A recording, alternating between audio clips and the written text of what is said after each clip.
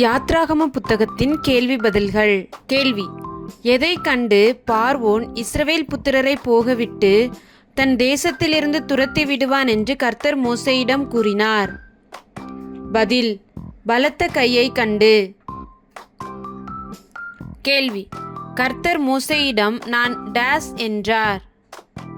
பதில்: எகோவா என்றார். கேள்வி: கர்த்தர் மோசேயிடம் நான் எந்த நாமத்தினால் ஆபிரகாமுக்கும் ஈசாக்குக்கும் யாக்கோபுக்கும் அறியப்படவில்லை என்றார்? பதில்: யெகோவா என்ற நாமத்தினால். கேள்வி: நான் ஆபிரகாமுக்கும் ஈசாக்குக்கும் யாக்கோபுக்கும் எந்த நாமத்தினால் தரிசனமானேன் என்று கர்த்தர் மோசேயிடம் கூறினார்? பதில்: சர்வ வல்லமையுள்ள தேவன் என்ற நாமத்தினால். கேள்வி: ஆபிரகாம், ஈசாக்கு, யாக்கோபு என்பவர்கள் பரதேசிகளாய் தங்கின தேசம் எது? பதில்: கானான் தேசம். கேள்வி: கர்த்தர் இஸ்ரவேல் புத்திரரிடம் எகிப்தியரின் அடிமைத்தனத்திலிருந்து நீங்களாக்கி எதினால் உங்களை மீட்டுக் கொள்வேன் என்றார்? பதில்: ஓங்கிய கையினாலும் மகா தண்டனைகளினாலும் மீட்டுக்கொள்வேன் என்றார். கேள்வி: கர்த்தர் இஸ்ரவேல் புத்திரரிடம் ஆபிரகாமுக்கும் ஈசாக்குக்கும் யாக்கோபுக்கும் கொடுப்பேன் என்று சொன்ன தேசத்தை உங்களுக்கு எப்படி கொடுப்பேன் என்றார்? பதில்: சுதந்திரமாக கொடுப்பேன் என்றார். கேள்வி: இஸ்ரவேல் புத்திரர் எதினால் மோசேக்கு செவிகொடாமற் போனார்கள்? பதில்: மனமடிவினாலும் கொடுமையான வேலையினாலும் செவிகொடாமற் போனார்கள். கேள்வி: நான் விருத்த சேதனமில்லாத உதடுகள் உள்ளவன் என்றது யார்? பதில்: மோசே. கேள்வி: கர்த்தர் மோசேயையும் ஆரோனையும் இஸ்ரவேல் புத்திரரிடத்திற்கும் எகிப்தின் ராஜாவாகிய பார்வோன் இடத்திற்கும் எதை கொடுத்து அனுப்பினார்? பதில்: கட்டளை கொடுத்து அனுப்பினார். கேள்வி: ரூபனுடைய வம்சத் தலைவர்கள் எத்தனை பேர்? பதில்: 4 பேர்.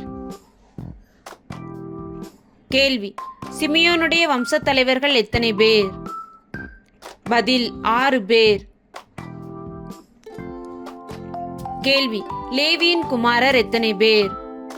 பதில்: 3 பேர். கேள்வி: லேவி எத்தனை வருஷம் உயிரோடு இருந்தான்? பதில்: 137 வருஷம். கேள்வி: கெர்சோனின் குமாரர் எத்தனை பேர்? பதில்: 2 பேர். கேள்வி: கோகாத்தின் குமாரர் எத்தனை பேர்? பதில்: 4 பேர். கேள்வி: கோகாத் எத்தனை வருஷம் உயிரோடு இருந்தான்? பதில்: 133 வருஷம். கேள்வி: மெராரியின் குமாரர் எத்தனை பேர்? பதில்: 2 பேர். கேள்வி: கோகாத்தின் குமாரனாகிய அம்ராம் யாரை விவாகம் பண்ணியிருந்தான்? பதில்: தன் அத்தையாகிய யோகேபேத்தை. கேள்வி: மோசே ஆரோனின் பெற்றோர் பெயர் என்ன? பதில்: அம்ராம், யோகேபேத். கேள்வி: அம்ராம் எத்தனை வருஷம் உயிரோடு இருந்தான்? பதில்: 137 வருஷம்.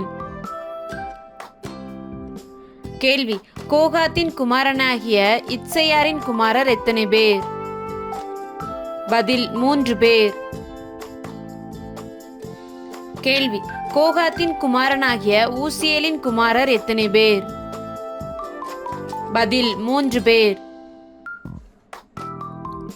கேள்வி: ஆரோனின் மனைவி பெயர் என்ன? பதில்: எலிசாபால். கேள்வி: எலிசாபால் யாருடைய குமாரத்தி, யாருடைய சகோதரி? பதில்: அமினதாபின் குமாரத்தி, நகசோனின் சகோதரி. கேள்வி: ஆரோனின் குமாரர் எத்தனை பேர்? பதில் 4 பேர். கேள்வி: கோராகின் குமாரர் எத்தனை பேர்? பதில் 3 பேர். கேள்வி: ஆரோனின் குமாரனாகிய எலெயாசாரின் குமாரன் பெயர் என்ன? பதில் பினெஹாஸ். கேள்வி: ஆரோனின் குமாரனாகிய எலெயாசார் யாருடைய குமாரத்திகளில் ஒருத்தியை விவாகம் பண்ணினான்? பதில் பூத்தியேலுடைய குமாரத்திகளில் ஒருத்தியை. கேள்வி: இஸ்ரவேல் புத்திரரை அணி அணியாய் எகிப்து தேசத்திலிருந்து நடத்தி கொண்டு போவதற்கு கர்த்தரால் கட்டளை பெற்றவர்கள் யார்? பதில் ஆரோனும் மோசேயும். கேள்வி: இஸ்ரவேல் புத்திரரை எகிப்திலிருந்து நடத்தி கொண்டு போவதற்கு எகிப்தின் ராஜாவாகிய பார்வோனோடு பேசினவர்கள் யார்? பதில் மோசேயும் ஆரோனும்.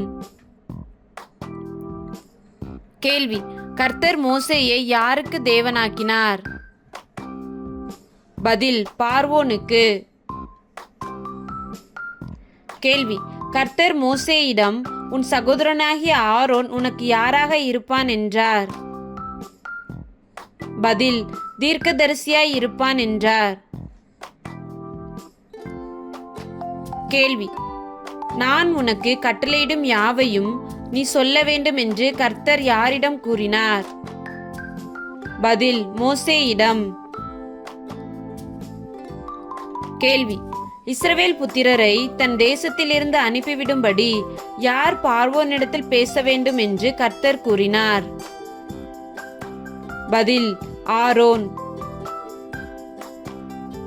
கேள்வி: கர்த்தர் மோசேயிடம் நான் பார்வோனின் இருதயத்தை கடினப்படுத்தி எகிப்து தேசத்தில் எவைகளை மிகுதியாய் நடப்பிப்பேன் என்றார்? பதில் அடையாளங்களையும் அற்புதங்களையும்.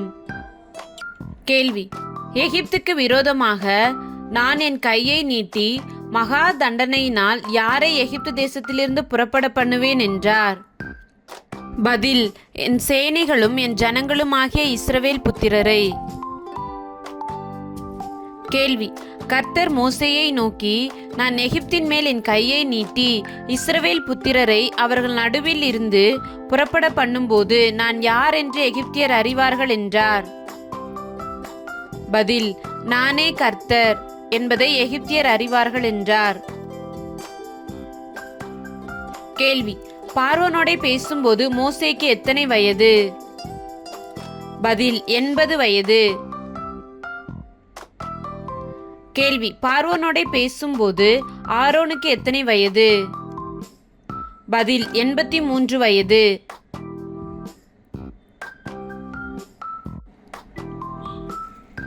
கேள்வி: கர்த்தர் மோசேயையும் ஆரோனையும் நோக்கி உங்கள் பட்சத்திற்கு எதை காட்டுங்கள் என்று பார்வோன் உங்களோடு சொல்லுவான் என்றார்?